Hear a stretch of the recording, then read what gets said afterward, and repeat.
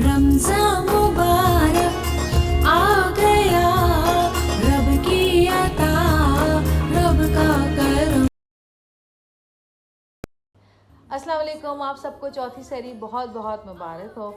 और आज हम इंशाअल्लाह चौथा रोज़ा रखेंगे और अल्लाह पाक से यही दुआ है कि अल्लाह पाक हमारी तमाम दुआओं को कबूल फरमाए और हमारी इबादतों को कबूल फरमाए। आज चौथे सिपारे का खुलासा हम सुनेंगे। हमारे बहुत ही मोहतरम मुफ्ती नूर जो हैं वो आज हमें बताएंगे कि चौथे पारे में अल्लाह पाक क्या बयान फरमा रहे हैं, अल्लाह पाक हमें क्या मैसेज दे रहे हैं, क्या हुक्म दे रहे हैं।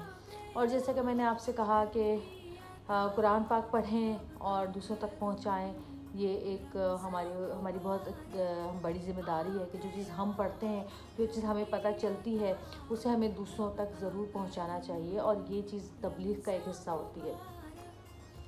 अब हम आते हैं चौथे पारे की तरफ। चौथे पारे में दो सूरतें हैं। सबसे पहले तो आले इमरान का जो बकिया हिस्सा है वो है। इसके अलावा सूरह निसा की शुरू की आयत हैं। और सूरह निसा के बारे में अगर हम बात करते हैं तो सूरह निसा एक ऐसी सूरह है जिसमें औरतों के मसाइल बयान किए गए हैं। और बड़ी अजीब सी बात है कि किसी और किताब में औरतों के मसाइल के बारे में इतनी सूरतें नहीं हैं जितनी कुरान शरीफ में है। जैसे सूरह मरियम है, सूरह निसा है, इसमें औरतों के बड़े मसाइल बयान किए गए हैं। अच्छा जी, अगर हम देखते हैं कि आले इमरान, सूरह आले इमरान में क्या क्या चीज़ें बताई गई हैं चौथे सिपारे में, तो इसमें खाने काबा के फ़ज़ाइल बयान किए गए हैं। इसके अलावा अल्लाह की रस्सी को मजबूती से थामे रखने की ताकीद की गई है। इसके अलावा अमल बिल मारूफ़ नहीं अनिल मुनकर के बारे में बताया गया है, यानी कि वो लोग जो कि सब्र करते हैं, तकवा अख्तियार करते हैं और ऐसे ही लोगों के लिए कामयाबी अल्लाह पाक ने लिखती है। इसके अलावा मुकाम इब्राहीम की बात की गई है इस बारे में, जो कि खाना काबा में मौजूद है। और वो मुकाम इब्राहीमी यानी कि वहाँ पहुँचने के बाद समझे कि हम अमन में आ जाते हैं। खाना काबा में पहुँचने के बाद अल्हम्दुलिल्लाह। चौथे पारे में 4 ग़ज़वों का ज़िक्र किया गया है, जिनमें ग़ज़वा बदर है, ग़ज़वा अहद है, ग़ज़वा हुमरा है, अल असद है। और जिहाद के बारे में बयान फरमाया है। जिहाद के बारे में बताया गया है कि किस तरह से ये जंगें लड़ी गई, किस तरह से जिहाद किया गया काफिरों और मुनाफिकों के ख़िलाफ़। इसके अलावा ये बताया गया है कि जी सूरह निसा, हाँ सूरह निसा की बात करते हैं हम। उसके अलावा सूरह निसा में बताया गया है कि जी यतीमों का हक़ क्या होता है। और यकीनन यतीमों का हक़ नहीं खाना चाहिए। हमें बहुत सारे ऐसे लोग हैं जो यतीमों का हक़ खाते हैं, अल्लाह माफ़ करे तो वस्तग़फ़िर। तो उनको चाहिए कि सूरह निसा पढ़ें ताकि उनको पता चले कि अल्लाह पाक ने यतीमों के हुकूक़ के बारे में क्या बयान फरमाया है। इसके अलावा मर्द हज़रात के लिए जो खुशखबरी वो समझते हैं कि जी 4 शादियाँ जायज़ हैं, हमें उसके बारे में भी बताया गया है कि मर्द हज़रात को 4 शादियाँ जायज़ हैं, मगर उस सूरत में जब वो हर बीवी का एक जैसा हक़ अदा कर सकें। और यहाँ तो एक बीवी को ही संभालना मुश्किल होता है, वो एक बीवी ही खुश नहीं होती है, तो 4 शादियाँ कैसे करेंगे ये मर्द हज़रात। पहले एक को तो खुश करना सीख लें, बल्कि सीख के लें, खुश करना शुरू करें तो सही पहले, उसके बाद दूसरी के बारे में सोचिएगा। खैर बहरहाल, इसके अलावा औलाद के बारे में कि औलाद को मिरास में से, जायदाद में से क्या कुछ देना चाहिए, इसके बारे में सूरह निसा में बताया गया है। औलाद को, बीवी को वसीयत जो बनाते हैं हम लोग, जो वसीयत करते हैं कि वो उसका किस तरह से उसको किया जाए, उसका सारा उसके मसाइल बयान किए गए हैं। इसके अलावा महरम ख़वातीन के बारे में बताया गया कि मर्दों के लिए कौन ख़वातीन महरम हैं। तो ये सारी चीज़ें हैं। और इसके अलावा और बहुत सारी चीज़ें हैं। जब आप इस पारे का खुलासा सुनेंगे मुफ्ती नूर से तो वो आपको बताएंगे कि और मज़ीद क्या क्या चीज़ें बताई गई हैं चौथे पारे में। तो चलते हैं मुफ्ती मुफ्ती नूर रहमानी की तरफ और देखते हैं कि वो, तो फिर चलते हैं मुफ्ती नूर रहमानी की तरफ। तो फिर चलते हैं मुफ्ती नूर साहब की तरफ। نحمد و نصلی علی رسولہ الکریم اما بعد فاعوذ باللہ من الشیطان الرجیم بسم اللہ الرحمن الرحیم۔ تمام تعریفیں اللہ سبحانہ و تعالیٰ کے لیے اور درود و سلام اللہ کے رسول حضور محمد مصطفیٰ صلی اللہ علیہ وآلہ وسلم۔ آج چوتھا رمضان المبارک ہے اور انشاءاللہ آج ہم چوتھے سپارے کا خلاصہ سماعت کریں گے۔ چوتھے سپارے کی جو ابتدا میں اللہ سبحانہ و تعالیٰ ارشاد فرماتے ہیں کہ جو چیز تمہیں پسند ہے وہ اللہ سبحانہ و تعالیٰ کی بارگاہ میں اللہ کے لیے خرچ کرو۔ جو تمہیں پسند ہے مما تحبون، جو تمہیں پسند ہے وہ اللہ کی راہ میں خرچ کرو، یہ اللہ سبحانہ و تعالیٰ کا حکم ہے۔ یہود نے اپنے اوپر خود ساختہ اونٹ کا گوشت حرام کر رکھا تھا۔ نبی پاک صلی اللہ علیہ وآلہ وسلم جب اونٹ کا گوشت کھاتے تھے، دودھ استعمال کرتے تھے، تو یہود نبی اسلام پر اعتراض کرتے تھے، تو جواب میں پہلے رکوع کے اندر اللہ سبحانہ و تعالیٰ نبی پاک صلی اللہ علیہ وآلہ وسلم کا دفاع فرما رہا ہے اور فرما رہا ما حرم اسرائیل علی نفسہ، بنی اسرائیل نے خود اپنے اوپر حرام کر رکھا تھا اونٹ کا گوشت، اللہ نے اس کو حرام نہیں کیا۔ اور پھر فرمایا گیا ہے کہ ہر صاحب استطاعت پر حج زندگی میں ایک مرتبہ فرض ہے، اور دنیا میں سب سے پہلا گھر بیت اللہ ہے، اور یہ خانہ کعبہ کہ جس کی تعمیر کا حکم اللہ نے دیا، جس کا نقشہ جبرائیل علیہ السلام نے بنایا، اور اس کی تعمیر حضرت ابراہیم علیہ السلام اور حضرت ابراہیم علیہ السلام نے کی۔ دوسرا رکوع اسٹارٹ ہوتا ہے اور اس میں اللہ سبحانہ و تعالیٰ شاہ فرماتے ہیں یا ایھا الذین آمنوا اتقوا اللہ حق تقاتی، اے ایمان والو اللہ سے ڈرو جس طرح اللہ سے ڈرنے کا حق ہے۔ اگر تم مسلمان ہو تو اللہ سے ڈرتے رہو، جھوٹ بولنے میں، غیبت کرنے میں، حسد کرنے میں۔ ایک بات ذہن میں رکھو کہ رب کی ذات تمہیں دیکھ رہی ہے، احتیاط کے ساتھ زندگی گزارو۔ واعتصموا بحبل اللہ، اور اللہ کی رسی کو مضبوطی سے تھامے رکھو اور آپس میں بھائی بھائی بن جاؤ، اور تم بہترین امت ہو۔ اور ایمان والے جب جنت میں داخل ہوں گے تو ان کے چہروں پہ ایک نور ہوگا، ایمان کی کیفیت ہوگی، اور جہنم میں جب جہنم میں جائیں گے ان کے چہرے سیاہ ہوں گے۔ تیسری رکوع کی ابتدا ہوتی ہے کنتم خیر امۃ اخرجت للناس تأمرون بالمعروف وتنہون عن المنکر، you are the best nation in the world, تم بہترین امت ہو۔ کیوں؟ کیونکہ تم نیکی کی دعوت دیتے ہو، برائی سے روکتے۔ تو جو وہ لوگ کہ جو ہمیشہ خود نیک کام کرتے ہیں اور نیکی کی دعوت دیتے ہیں، وہ اللہ کے دوست ہیں، اللہ کے محبوب ہیں۔ جو برائی سے روکتے ہیں، خود بھی روکتے ہیں اور دوسروں کو بھی روکتے ہیں، خود نیکی کرتے ہیں اور دوسروں کو نیکی کی دعوت دیتے ہیں۔ اے ایمان والوں کے سوا کسی کو دوست نہ بناؤ۔ یہ جو منافق اور کافر یہ چاہتے ہیں کہ تم نقصان میں آؤ، تم مصیبت میں آؤ، اور یہ تم سے نفرت کرتے ہیں، یہ تم سے بغض رکھتے ہیں، یہ تم سے عداوت رکھتے ہیں۔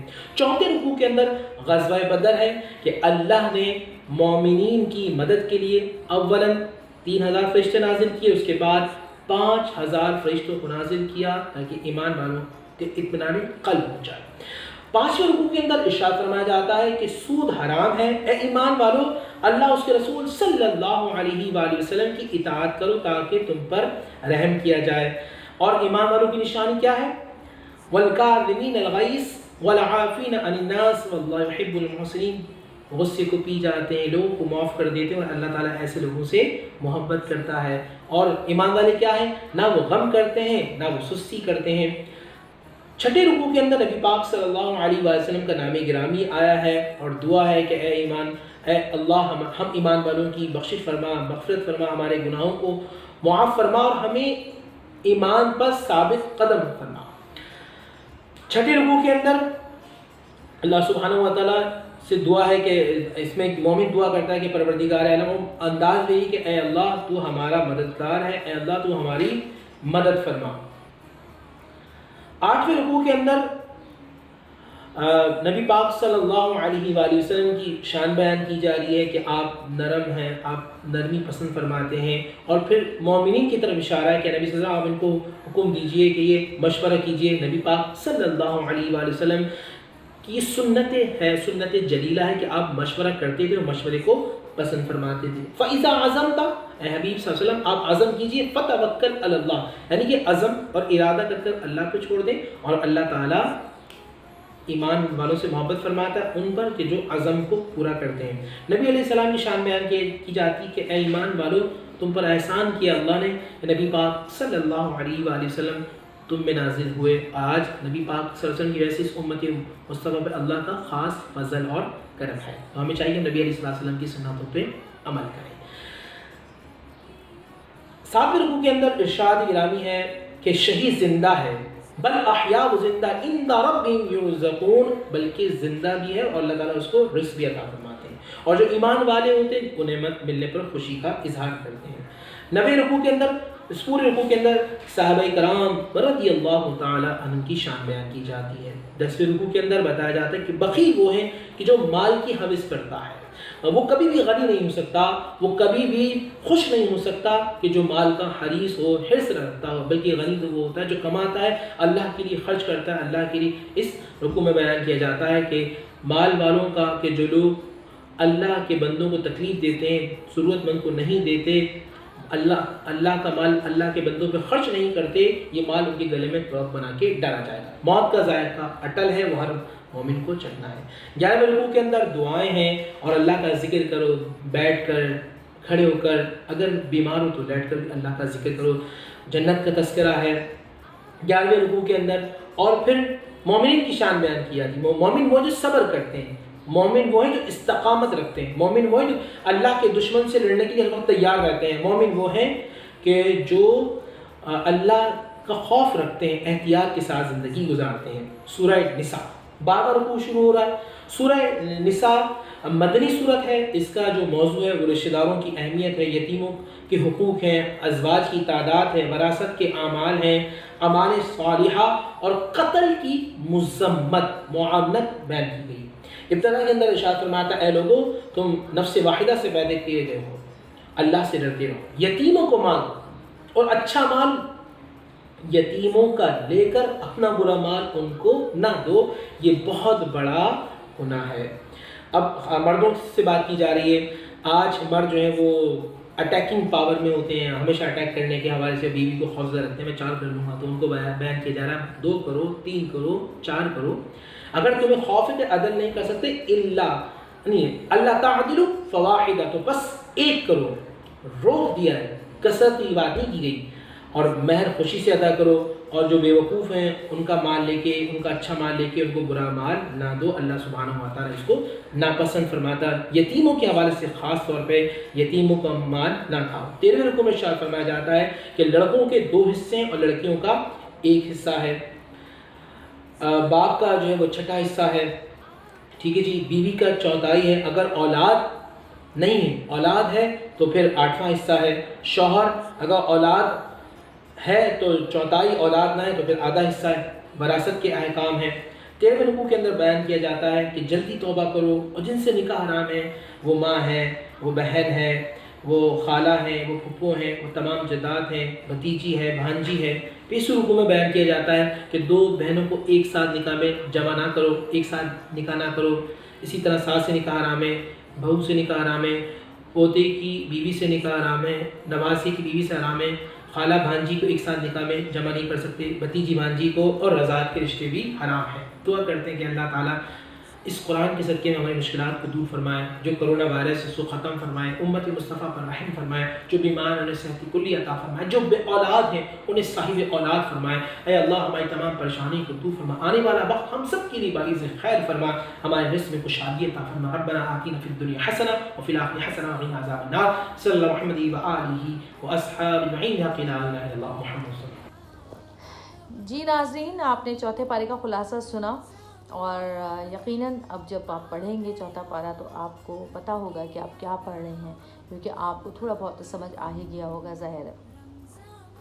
تو اب ہم چلتے ہیں، اور آپ بھی سحری کریں جا کے، میں بھی سحری کرتی ہوں، پھر انشاءاللہ ملاقات ہوگی شام کو آپ سے، افطار سے کچھ ٹائم پہلے انشاءاللہ۔ آپ لوگ پلیز میرا پروگرام دیکھیں اور غور سے میری باتیں سنا کریں، بڑے دل کی باتیں میں کرتی ہوں۔ اور دیکھیں یہ تو میں کوئی ایسی وہ بھی نہیں کر رہی ہوں کہ جی ہاں لوگ کہتے ہیں کہ ان کو تو بڑا پیسہ ملتا ہے رمضان ٹرانسمیشن کا، یہ ہے وہ ہے، ایسا ہے ویسا ہے، تو آج تو ایسا کچھ بھی نہیں ہے۔ اب تو میں اپنے گھر سے کر رہی ہوں، نہ تو کوئی پیسہ مل رہا ہے، نہ کوئی ایسا کوئی بہت بڑا میرے آگے کوئی ایسا وہ ہے کہ ہاں جی یہ تو ان کو تو بڑا فائدہ ہو رہا ہے. تو جی یہ میں صرف اللہ کے لیے کر رہی ہوں, اپنے لیے کر رہی ہوں, تاکہ میں دین کو سمجھ سکوں, دین کی باتیں سمجھ سکوں.